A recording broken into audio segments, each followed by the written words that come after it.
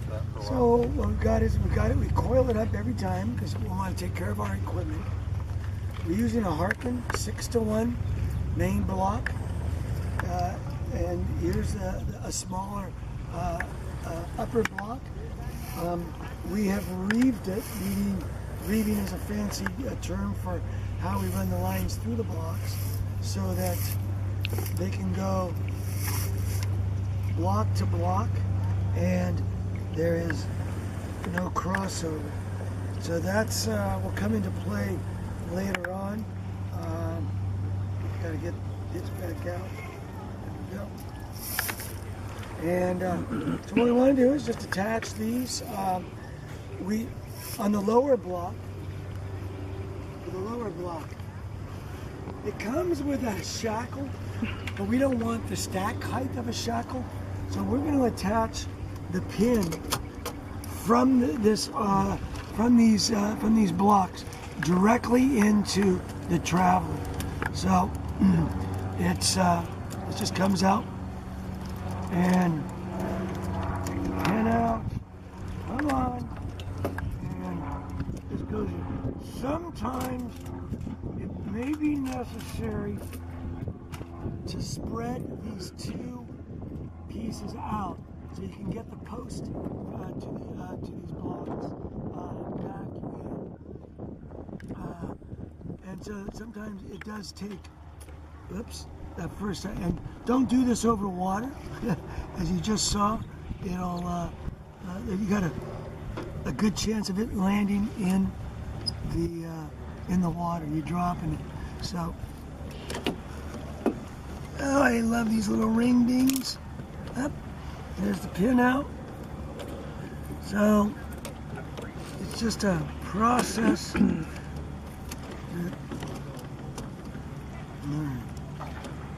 Preferably somebody with better hands. But this is one of the worst parts of rigging a Hobie 16 for me, at least, because of this one little guy. He's so small, and hey, I got it. Takes 2 or 3 efforts. We can finally get it done. A lot of times we will leave this upper block off until it's time to go sailing. So that way wind won't catch it and tip the boat over. So this will be a dry land kind of, we would leave the upper block off while we're on shore.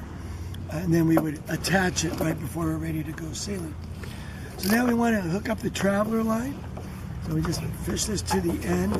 Now what we've done is actually attached 2 dissimilar lines by basically just tying a half inch in each one. But you don't have to do this. You can use the same line. It's not that big of a deal. But this then becomes a stopper knot, and we'll explain why. But to thread your traveler line, you come in from the blocks themselves through the eye of the block. We're going to come over to the traveler,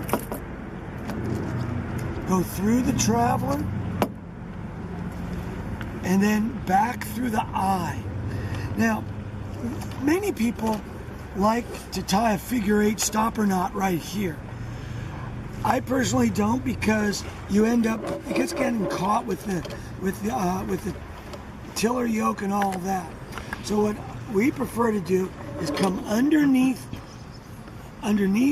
the rear crossbar, up through a grommet hole to the top of the grommet, back down through a grommet hole, and tie a figure-8 knot there. That way the stopper knot is completely out of the way.